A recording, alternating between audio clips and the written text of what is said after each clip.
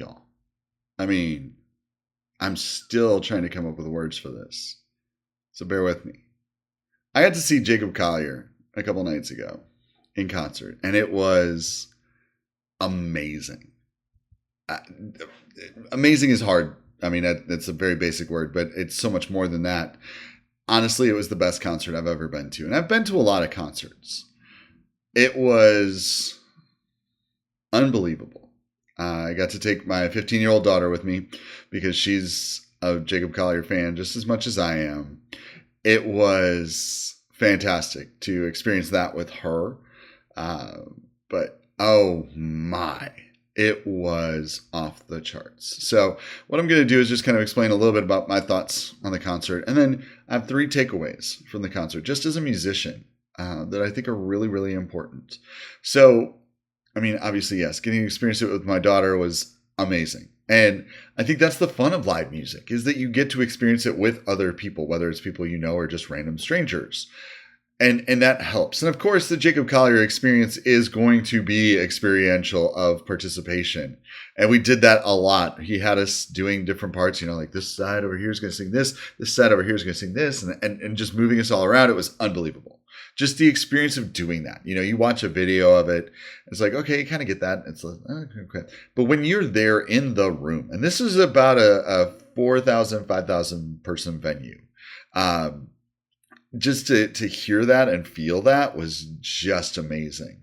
And he did all of the songs I wanted him to. And the thing about it was, walking into it, I'm like, okay, so he's done all these collaborations on his Jesse series. How is he going to do that live? And it was amazing. He had backup singers that were amazing. Oh my gosh. So if you don't have Tori Kelly to sing a part, we'll get there with that. Or if you don't have Lizzie McAlpine to sing, use your backup singer, and unbelievable. Just fantastic musicianship. It was 7 people on stage. It was 3 female background singers, Jacob, bass guitar, electric guitar, and drums. And it was unbelievable. The sound that they made, the just groove that they created, the fun that they had on stage. It was clear. Opening for him was Kimbra. And, the only thing I knew of Kimbra was, okay, so she sang on Somebody That I Used to Know by Gautier. Good song. Like it. Nice voice. And she was phenomenal. I mean, wow. I mean, it was just her. And she was top notch. And the thing about, going back to Jacob, the thing about him is the guy is just musically off the charts gifted. And obviously, if you listen to his music, you know that. But live, it comes across even better. I've been to concerts where, you could tell, okay, musically it sounds great on the recording, and live it's like, ooh, that took a lot of takes and some magic to make that happen. This was this was all legit. I mean, musicianship, again, not just from Jacob, but from all his musicians, was off the charts. Fantastic. It was just unbelievable. I'm still flying high from it. But diving into my 3 takeaways, because I think this is one of the important things, and I think anytime I try to see a live show, that's one of the things that I try to walk away with is, what are some of my takeaways from it? The first one is, have fun making music. My goodness. I know that seems very simple, and that's why I'm starting with it first. It's the most important thing, honestly. If you mess up, so what? Nobody knows, but they're going to know if you're not really having fun. If you are legitimately enjoying yourself and having fun, it's going to come across. And it was so evident. Jacob loves music. His musicians on stage love music. It came across. This wasn't just something that, hey, I'm good at it. Cool. They're paying me to do it. All right, cool. This is a job. Great. No, there was passion. There was enthusiasm. There was fun. And it came across. And the thing about it with the concert that I really appreciated, a lot of concerts that I've gone to is like, a 3-minute speech in between each song or 5 minutes or whatever. Jacob didn't do that. You finish the song, lights go down, bam, we're into the next song. I mean, there's a little bit of, hey, how you doing? That concert trope, but that's just a pet peeve of mine. It's that thing of like, I'm in Houston, so he threw in Houston in about 7 songs. Okay, fine, whatever. Not a big deal. But the thing about it was fun. My one pet peeve, one complaint, if there is anything, is we did Beyonce's Halo. I mean, the audience sang it. And of course, it was like literally like 6-7 minutes of us singing, I see your halo, halo, halo, over and over and over again. But he was doing it in harmony. So I was like, okay, fine. It's not a problem. It was good. But again, you could just sense that joy that he was bringing it out of the audience, and he had it in himself. So having fun making music, having fun listening to music and participating in music is so important. Number 2, be creative. Now, if you listen to Jacob Collier's music, the man is immensely talented and immensely creative in what he does. And like I said, I was curious, what was this going to sound like? Is he going to do Bridge Over Troubled Water, where you've got Yebba and you've got John Legend and you've got Tori Kelly? He did it. But the amazing part was he was the only one on stage doing it. Insane. He used his harmonizer, and I had I've got goosebumps right now just talking about it, because I'm picturing it. I videoed it too, because I have to experience that again and again, because that was unbelievable.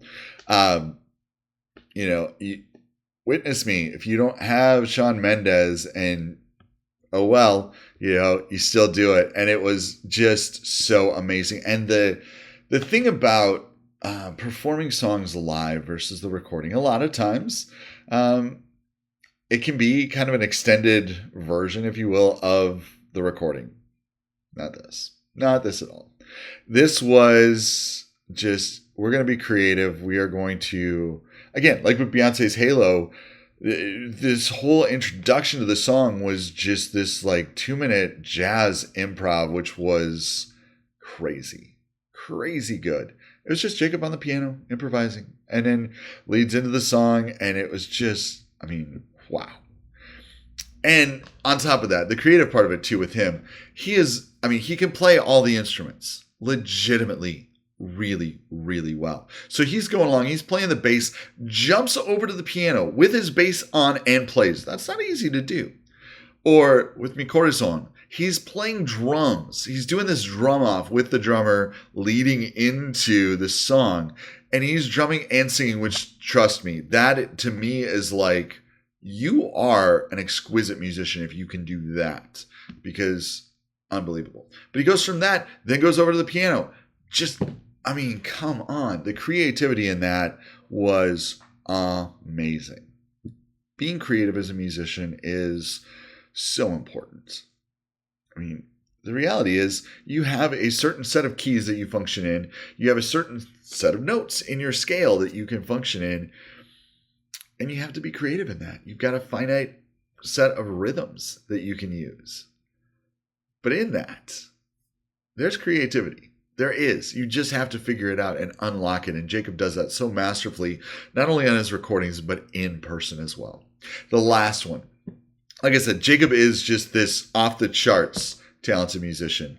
He is probably one of, I would say, the top 5 level musicians in the past 50 years. And just uniqueness. But the thing is, his first album was just him. And when he started this Jesse series, and that's 4 albums, he intentionally sought out other people to collaborate with. When you surround yourself with amazing musicians, fantastic music happens. Now, yes, you can do it by yourself. But And the one time that Jacob did talk for a while, that was one of the things that he brought up. And I was like, yes, you are speaking it. So true that when you're surrounding yourself with other musicians, you learn and you listen. And that was a really important part. I'm going to put a pin on that and come right back to that. But when you're surrounding yourself with other musicians, you are, you have this opportunity to be creative, and you're pushed. And that's the thing. Like I said, he had these amazing, phenomenal musicians on stage with him. They're all pushing and encouraging and working together to make this beautiful thing happen. And again, same thing with the recordings of the songs, right? I mean, if you listen to Bridge Over Troubled Water, it is off the charts.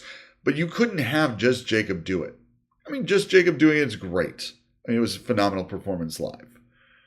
But when you add John Legend's voice and you add Tori Kelly's voice to it, now all of a sudden it's like, oh, we've got something here. Or same thing with Witness Me. When you have Shawn Mendes and you have Stormzy, whoa. It's those things that just bring out this beauty, right? And coming back to that whole idea of listening, he made an extremely powerful and really profound point. We listen to each other. And music is, he said, music is kind of a reflection of life. It is. There's this interplay when you're doing music with other people. There's this interplay between instruments. There's this working together, right? Which is what we do in life. We all interact with each other. We all work together. But the listening to each other. If I'm playing in a band with other people, if I'm playing in a group with other people, the only way that it works is if we're working together, if we're listening to each other. Even in a section, back in the day when I played in band in high school and in college, when I'm playing my trumpet, if I'm playing what I believe is the dynamic and everybody else is playing their own dynamic and we're not listening to each other, it sounds off. It sounds disjointed because it's not unified in sound. That's what music is. It's listening to each other. It's working together to make amazing things happen. So, that's all I'm going to say for today on Jacob Collier and the concert.